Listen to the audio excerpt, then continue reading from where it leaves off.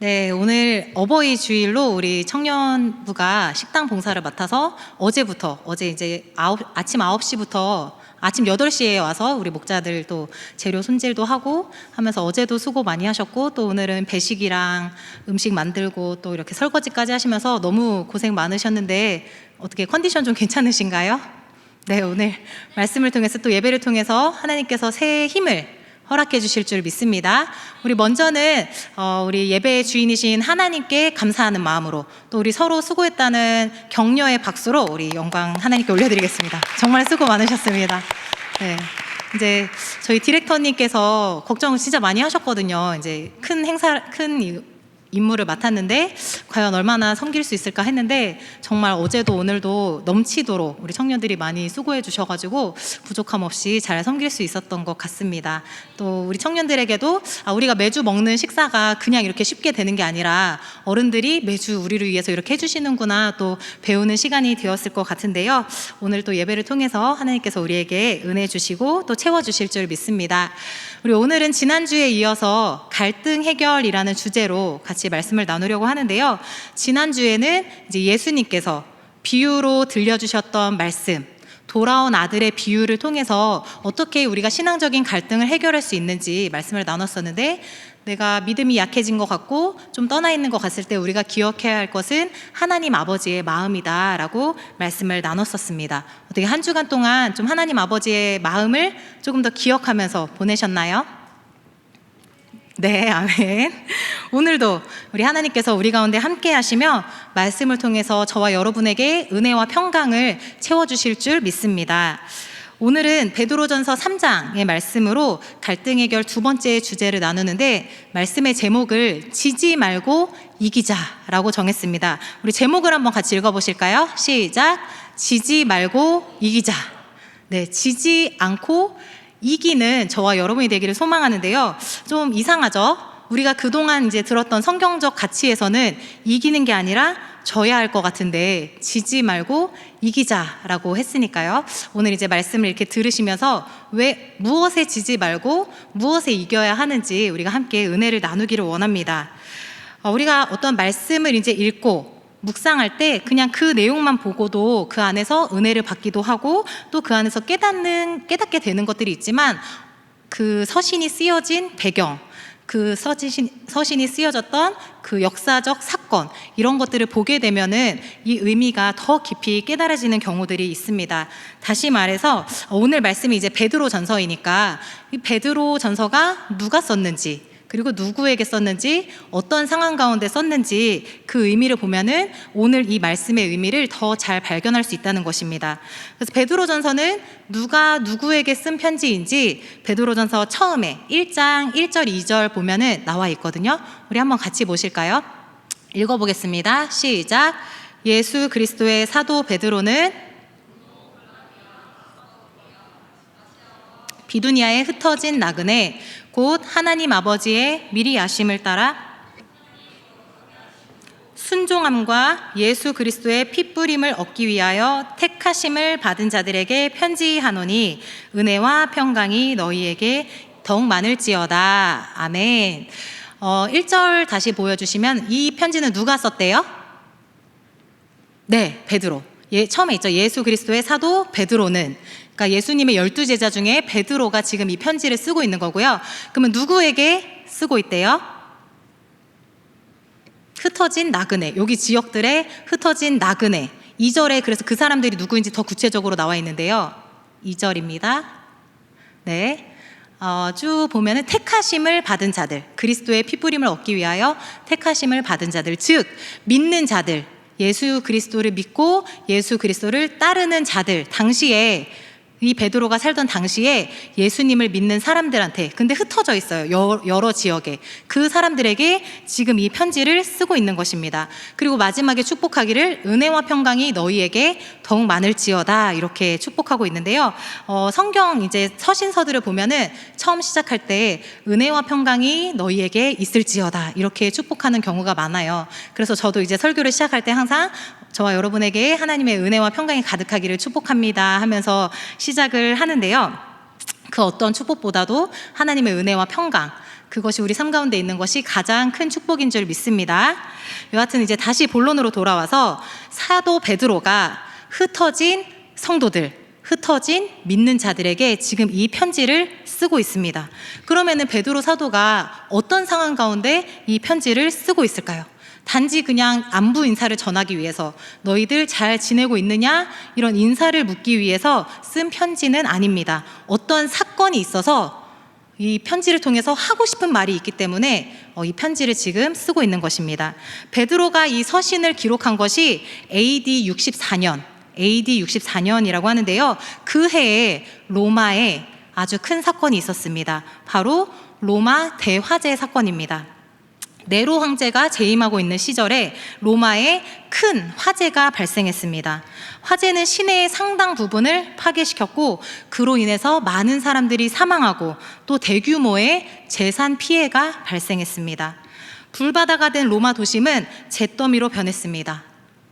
이로 인해서 그동안에 이제 네로 황제의 그 무능함과 부정부패에 대해서 불만이 있던 백성들이 있었는데, 이 화재를 통해서 네로 황제에게 그 민심이 안 좋게 향하기 시작했습니다.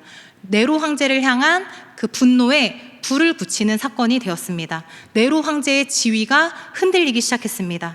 그런데 네로 황제는 이 책임을 피하고자 이 불을 낸 것이, 이 화재를 낸 것이 기독교인이다 라고 그 화살을 기독교인에게로 돌리면서 거짓을 퍼뜨렸습니다. 요즘에도 거짓 뉴스, 가짜 뉴스를 주의해야 한다고 하잖아요. 이 당시에도 이 네로 황제는 그런 거짓 뉴스를 퍼뜨려서 백성들이 자신을 탓하는 것이 아니라 기독교인들을 탓하도록 그 화살을 돌린 것입니다. 그래서 기독교인들은 많은 사람들의 분노와 혐오의 대상이 되었고, 거짓과 모함으로 인해서 이제 핍박, 눈앞에 핍박을 앞두고 있었습니다. 바로 이런 상황 가운데서 사도 베드로가 핍박받고 있는 성도들에게, 또 다가올 환난을 두려워하고 있는 그 성도들에게 이 편지를 기록한 것입니다. 여러분이라면은 뭐라고 편지하셨을 것 같은가요? 그런 상황에서 억울하게 지금 모함을 당하고 있고 억울하게 핍박을 앞두고 있는 그 성도들에게 베드로 사도는 무엇이라고 편지를 했을까요? 바로 그 내용이 이 베드로 전서의 편지의 내용입니다. 당시 성도들은 여러 가지 갈등 상황 가운데 있었습니다. 그 갈등 중에 하나는 방금 말했듯이 그리스도인들이 그 로마 제국, 로마의 통치하에 살아가면서 종교적인 억압에서 갈등을 겪고 있었습니다. 또 그리스도인으로서 이제 예수님 믿는 사람들은 세상이 말하는 것과 다른 가치로 살아가잖아요. 그런데 그런 모습을 보고 이방인들이 그리스도인들을 비난했어요. 너희들을 왜 이렇게 굳이 그렇게까지 해야 돼? 그거 이상하지 않아? 이렇게 손가락질하는 상황 속에서 이 그리스도인들은 사회적이고 문화적인 그런 갈등도 겪고 있었습니다. 이렇게 환난 가운데 핍박을 당장 눈앞에 두고 있는 그 성도들을 향해서 여러 가지 갈등 상황에 놓여 있는 이 성도들을 향해서 바로 베드로 사도가 이 편지를 쓰고 있는 것입니다. 이런 성도들을 향해서 베드로 사도는 오늘 8절 말씀에 이렇게 말씀합니다. 마지막으로 말하노니 너희가 다 마음을 같이하여 동정하며 형제를 사랑하며 불쌍히 여기며 겸손하며. 아멘. 베드로는 이 로마 대화재로 인해서 억울한 핍박을 당하고 있는 성도들을 향해서 형제를 사랑하라 라고 말씀합니다. 집과 가족을 잃어버리고 또 앞으로 다가올 그 환난을 두려워하고 있는 성도들을 향해서 너희는 형제를 사랑하고 불쌍히 여겨야 한다라고 말씀합니다. 너무하는 것 같죠? 당장 지금 내 상황이 죽을 것처럼 힘든데, 내가 너무나도 억울한 상황에 처해 있는데, 그럼에도 불구하고 그리스도인이라면 사랑하고 존중해야 한다라고 말씀하는 것입니다. 그런데 여기서 끝이 아니라 9절 말씀은 더 심한 요구를 합니다. 9절 말씀에 악을 악으로, 욕을 욕으로 갚지 말고 도리어 복을 빌라. 이를 위하여 너희가 부르심을 받았으니 이는 복을 이어받게 하려 하심이라. 지금 힘들어하고 있고 핍박을 앞두고 있는 이 성도들을 향해서 악을 당할 때 악으로 갚지 말고, 욕을 당할 때 욕으로 갚지 말고 도리어 그들을 위해서 복을 빌어주라 라고 말씀합니다. 억울한 상황에 처해 있지만 복수하려고 하지 말고 똑같이 갚아주려고 하지 말고 도리어 그 사람에게 복을 빌어주라는 것입니다. 왜냐하면은 여기 계속 보시면 복을 빌라 이를 위하여 너희가 부르심을 받았으니, 이것이 너희가 부르심을 받은 이유라는 것입니다. 그렇게 살아가는 것이 그리스도인의 삶이라는 것입니다. 억울해도 복을 빌어주는 것, 그것을 위해서 우리들이 부르심을 받았기 때문에 그렇게 해야 한다라고 말씀합니다. 그렇다면 왜 그리스도인들은 그렇게 억울하게 살아야 합니까? 왜 내가 악을 당해도, 욕을 당해도 갚아주는 게 아니라 복을 빌어주면서 그렇게 살아야 합니까? 우리가 믿는 예수님, 우리가 따르고자 하는 예수님께서 그렇게 사셨기 때문입니다. 이 앞에 있는 베드로전서 2장 21절에서 24절 말씀입니다. 우리 한번 같이 읽어보실까요? 좀 길지만 시작. 이를 위하여 너희가 부르심을 받았으니 그리스도도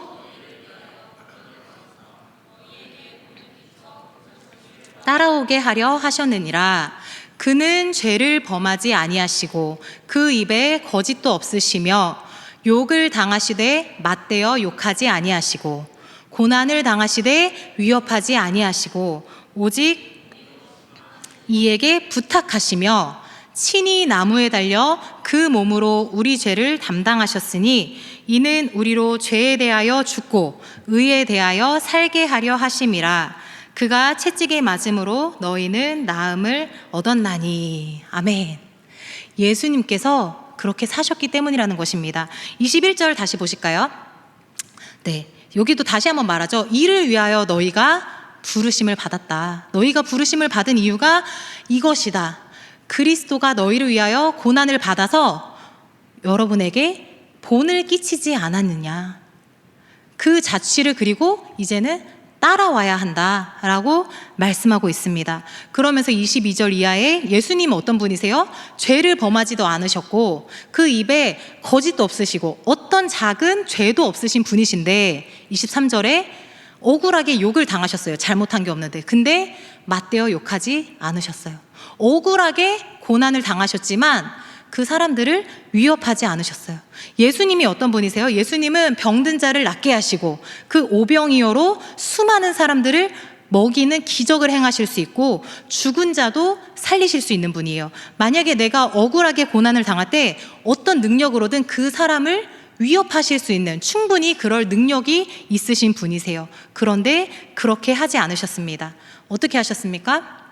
23절 말씀에 네, 위협하지 아니하시고 오직 공의로 심판하시는 이에게 부탁하셨어요. 공의로 심판하시는 이가 누구실까요? 하나님. 예수님은 당신이 그것을 갚으신 것이 아니라 오직 하나님께 부탁하셨습니다. 하나님께 모든 것을 맡기셨습니다. 그리고 다시 21절로 돌아가서 보시면 너희에게 본을 끼쳐 그 자취를 따라오게 하셨다. 예수님께서 억울함을 당했지만 그대로 갚지 않으셨는데 여러분도 그 자취를 따라오게 하셨다라는 것입니다. 쉽게 말해서 우리도 그렇게 살아야 한다. 예수님이 사셨던 것처럼 살아야 한다는 것입니다. 그리스도인들은 억울한 일을 당할 때, 욕을 당할 때, 고난을 당할 때, 그런 갈등 상황에 있을 때 원수를 갚는 것이 아니라 도리어 복을 빌어주는 사람들입니다. 성경에는 원수를 갚지 말고 복을 빌어주라 라는 말씀이 여러 차례 기록되어 있습니다. 잠언 25장 21절에서 22절 말씀입니다.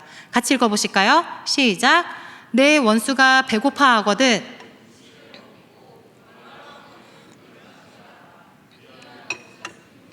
그의 머리에 놓는 것과 일반이요 여호와께서 내게 갚아주시리라. 아멘. 이 잠언 말씀에 원수가 배고파하면 그에게 먹을 것을 주고 그가 목말라 하면은 물을 주라. 너희 원수일지라도 선대하라 라고 말씀합니다. 친구도 아니고 뭐 어떤 지나가다가 우연히 마주친 사람도 아니고 나를 힘들게 하는, 나에게 피해를 끼친 원수입니다. 그런데 그 사람에게 선대하라는 것입니다. 그러면은 그것은 그의 머리에다가 핀 숯, 그러니까 뜨거운 숯, 데워진 숯을 그의 머리에 놓는 것과 마찬가지이고 여호와께서 갚아주신다라고 말씀합니다. 그 뜨거운 숯을, 그러니까 불을 피운 숯을 머리에다가 둔다는 것이 무슨 의미일까요? 뜨거운 숯을 머리에다가 두면 엄청 뜨겁겠죠. 이것은 그를 매우 부끄럽게 만든다라는 뜻입니다. 원수를 갚는 것이 아니라 나에게 해를 끼치는 사람에게 도리어 잘해줄 때 그 사람은 매우 부끄러움을 느끼게 됩니다.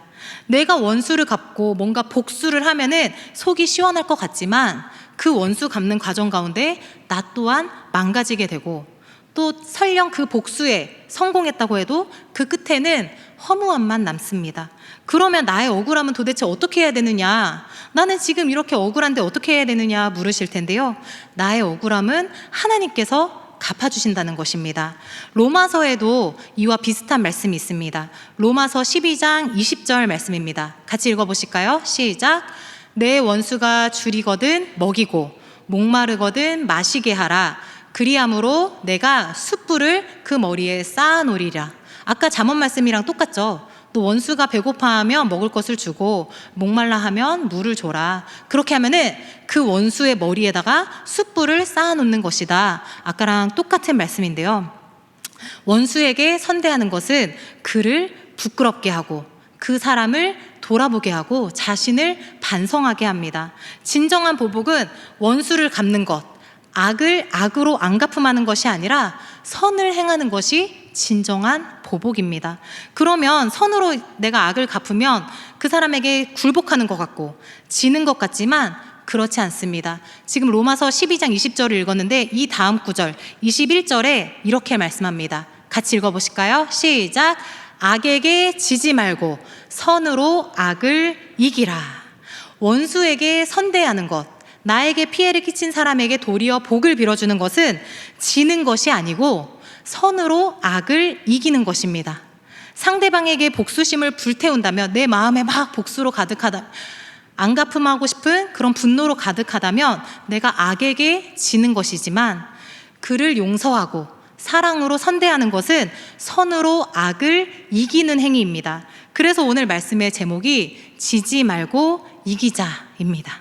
악에게 지지 말고 선으로 악을 이기는 우리 모두가 되기를 소망합니다. 사랑하는 여러분, 창세기에 기록된 요셉의 이야기를 잘 아시죠? 요셉의 아버지 야곱에게는 12명의 아들이 있었습니다. 그런데 야곱은 그 12아들 중에서 11번째 아들인 요셉을 가장 사랑하고 다른 11아들들보다 차별해서 잘해줬어요. 예뻐했어요. 야곱에게는 아내가 4명이 있었는데 그 중에 가장 사랑하는 아내 라헬이 낳은 첫 번째 아들이 요셉이었기 때문에 그 요셉을 너무나도 사랑한 것입니다. 아버지가 요셉을 예뻐하고 요셉만 차별하니까 다른 형들이 이 요셉을 시기하고 질투했습니다. 결국 형들은 이 요셉을 죽이려다가 죽이지는 않고 지나가는 애굽의 상인들에게 팔아 넘겼는데요.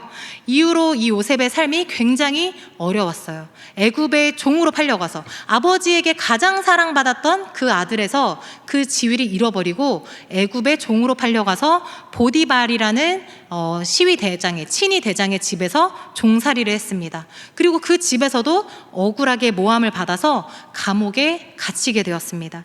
그리고 수십 년이 지난 후에 하나님의 은혜로 애굽 왕 바로의 꿈을 해석해 주어서 결국 애굽의 총리가 되는 그런 인생 역전을 하게 되었습니다. 하나님께서 하신 일이지요. 그리고 그 온 땅에 흉년이 들었고 먹을 것이 없어지니까 야곱이 자기 아들들을 애굽에 보내서 먹을 것을 좀 사와라 라고 해서 애굽으로 보냈습니다. 이제 애굽에는 요셉이 총리가 되어 있는 상황이고 형들은 그 사실을 모른 채 이 애굽의 양식을 사러 오게 되었습니다. 형들은 요셉의 앞에 무릎을 꿇고, 총리니까 무릎을 꿇고 우리에게 먹을 것을 주십시오 하고 구걸하는 상황이 되었는데요. 요셉은 이 형들을 바로 알아보았습니다.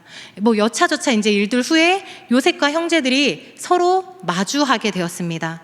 동생이 죽은 줄만 알았던 이 형들은 살아있는 요셉을 보고 또 총리가 된 요셉을 보고 너무 기쁘기도 하고 반갑기도 하면서도 한편으로는 두려운 마음이 있었습니다.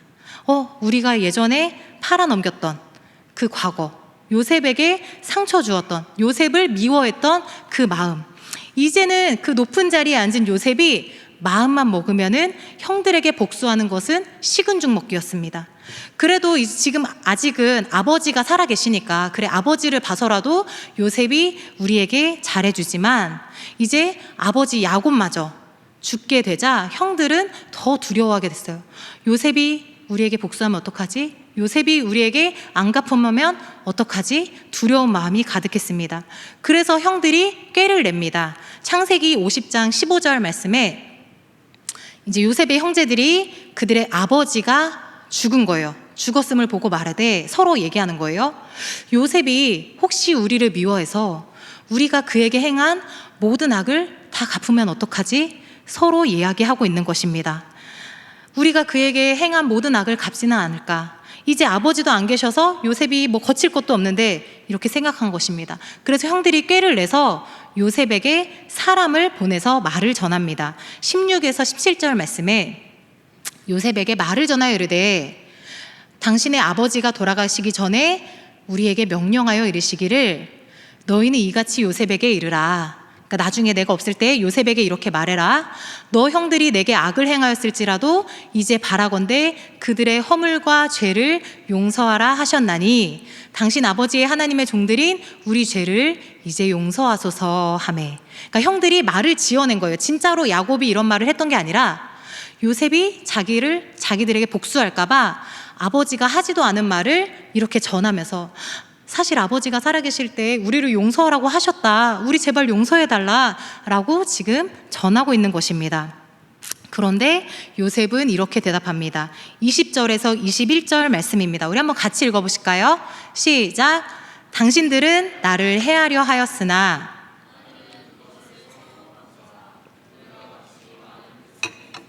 구원하게 하시려 하셨나니 당신들은 두려워하지 마소서. 내가 당신들과 당신들의 자녀를 기르리이다 하고 그들을 간곡한 말로 위로하였더라. 형들이 요셉을 미워하고 요셉을 해치려고 한 것은 사실이었지만 하나님이 그것을 선으로 바꾸셨다. 이 모든 것은 하나님의 계획이었다라고 요셉이 말하고 있는 것입니다. 실제로 요셉이 애굽으로 팔려간 것은 하나님의 그 이스라엘을 향한 원대한 계획 가운데 있었습니다. 요셉은 그 문제를 바라보지 않았어요. 내가 힘들었던 그 상황을 바라보지 않았습니다. 나에게 해를 가하고 나에게 피해를 준 형들, 사람들을 바라보지 않았습니다. 요셉은 오직 하나님을 바라보았습니다. 그랬기 때문에 악을 악으로 갚은 것이 아니라 선으로 악을 이긴 것입니다. 이때 이 요셉의 반응을 보고 형들은 어땠을까요? 더 부끄럽고 더 미안했을 것입니다. 아까 읽은 말씀처럼 머리에 뜨거운 숯불을 올려놓은 것처럼 얼굴이 화끈거리고 부끄러웠을 것입니다. 이 요셉의 모습이 바로 선으로 악을 갚는 모습입니다. 우리 잘 아시는 다윗도 그런 경험이 있습니다. 다윗이 이제 만군의 여호와의 이름으로 의지해서 물매로 골리앗을 쓰러뜨렸죠. 이스라엘이 크게 승리하였습니다. 그러자 백성들이 이제 다윗을 칭찬하는데요. 다윗을 칭찬하는 것까지는 좋은데 당시 왕이었던 사울과 비교해서 칭찬하는 거예요. 사울은 천천히요, 다윗은 만만이다. 사울의 능력은 1000명 정도 죽일 수 있는 능력이고 다윗은 10,000명을 이길 수 있는 능력이다 하면서 사울 왕은 좀 낮추고 다윗을 더 높이면서 칭찬한 것입니다. 그 이야기를 들은 사울 왕은 다윗을 미워하고 다윗을 시기했습니다. 자신보다 더 높아지고 자신의 자리를 빼앗지는 않을까 사울 왕이 다윗을 두려워하기 시작했습니다. 그래서 사울 왕이 다윗을 죽이려고 하는데요. 같이 밥을 먹는 자리에서 다윗을 향해 창을 던지기도 했습니다. 정말 너 내 눈앞에서 죽일 거다 라고 말하고 있는 것입니다. 결국 이 다윗은 사울 왕을 피해서 도망다니는 신세가 되었는데요. 다윗 입장에서 사울은 어떤 사람입니까? 원수입니다. 내가 잘못한 것도 없는데 나를 죽이려고 하고 내가 잘못한 것도 없는데 내 집에서 도망 다녀야 하는 나를 도망자 신세로 만든 원수입니다. 기회만 된다면 얼마든지 복수할 수 있고 기회만 된다면 얼마든지 안갚음할 수 있는 그런 마음일 것입니다. 그런데 어느 날 이 사울의 군대가 다윗을 잡기 위해서 다윗이 있는 곳으로 왔는데요. 사울 왕이 용변이 급해서 한 동굴 안에 들어가서 용변을 보게 됩니다. 그런데 하필 그 동굴 안에는 다윗과 다윗을 따르는 자들이 숨어 있는 동굴이었습니다. 사울 왕이 용변을 볼 때 이제 무장 해제 상태잖아요. 말 그대로 무장 해제. 그때 다윗은 얼마든지 이 사울 왕을 죽이거나 사울 왕에게 복수할 수 있었습니다. 하지만 다윗은 그렇게 하지 않았습니다. 오히려 자신을 따르는 사람들에게 이렇게 말합니다. 사무엘상 24장 6절에서 7절 말씀, 자기 사람들에게 이르되 내가 손을 들어 여호와의 기름 부음을 받은 내 주를 치는 것은 여호와께서 금하시는 것이니 그는 여호와의 기름 부음을 받은 자가 됨이니라 하고, 다윗이 이 말로 자기 사람들로 하여금 사울 왕을 해하지 못하게 합니다. 다윗의 이런 마음 때문에 사울 왕은 용변을 보면서 무장 해제 상태였지만 아무 해도 입지 않고 그 동굴을 빠져나가게 되었습니다. 그리고 사울 왕이 이제 이 일을 알게 됐어요. 다윗이 자기를 죽일 수 있었지만 죽이지 않았던 것, 복수할 수 있었지만 복수하지 않은 것을 알게 되었을 때 사울 왕이 이렇게 고백합니다. 함께 읽어보실까요? 24장 17절에서 19절 시작. 다윗에게 이르되 나는 너를 학대하되 너는 나를 선대하니 너는 나보다 의롭도다. 내가 나 선대한 것을 오늘 나타냈나니 여호와께서 나를 너 손에 넘기셨으나 내가 나를 죽이지 아니하였도다. 사람이 그의 원수를 만나면 그를 평안히 가게 하겠느냐? 너가 오늘 내게 행한 일로 말미암아 여호와께서 내게 선으로 원하노라. 사울 왕이 이 다윗이 자기에게 원수를 갚을 수 있는데 갚지 않은 것에 대해서 정말 놀라하고 있고 정말 칭찬하고 있고 정말 축복하고 있는 것입니다. 내가 너의 원수인데 어떻게 너가 나한테 이렇게 선대할 수 있느냐고, 너는 나보다 의로운 사람이다 라고 고백합니다. 물론 이후에 그렇다고 해서 사울 왕이 달라져서 다윗에게 잘해준 것이 아니라 이후에도 다윗을 죽이려고 했지만 다윗은 그런 사울 왕을 끝까지 선대합니다. 그렇다고 다윗이 그 마음이 진짜 아무렇지 않아서 그랬을까요? 다윗이 엄청 쿨한 사람이라서 사울 왕이 저런 거지만 나는 아무렇지 않아, 그랬기 때문에 이렇게 선대할 수 있었을까요? 그렇지 않습니다. 다윗은 정말 누구보다 힘들었고 누구보다 괴로웠고 누구보다 외로웠습니다. 그런데 다윗은 그 감정을 원수 갚는 데다가 쓰는 것이 아니라 어떻게 하면은 복수할 수 있을까? 어떻게 하면 나에게 준 상처를 똑같이 되갚아 줄 수 있을까? 하는 데 쓴 것이 아니라 다윗은 그 감정을 가지고 하나님께 나와서 하나님을 의지했습니다. 그 다윗의 기도들이 담긴 것이 성경 시편의 내용들입니다. 다윗은 원수 갚는 것은 자신이 할 일이 아니라 하나님의 손에 있었음을 신뢰했습니다. 그 시들 중에서 한 구절, 시편 54편 5절에 이렇게 말씀하고 있는데요. 함께 읽겠습니다. 시작. 주께서는 내 원수에게 악으로 갚으시리니 주의 성실하심으로 그들을 멸하소서. 다윗은 원수 갚는 것은 하나님의 손에 있다는 것을 알고 있었습니다.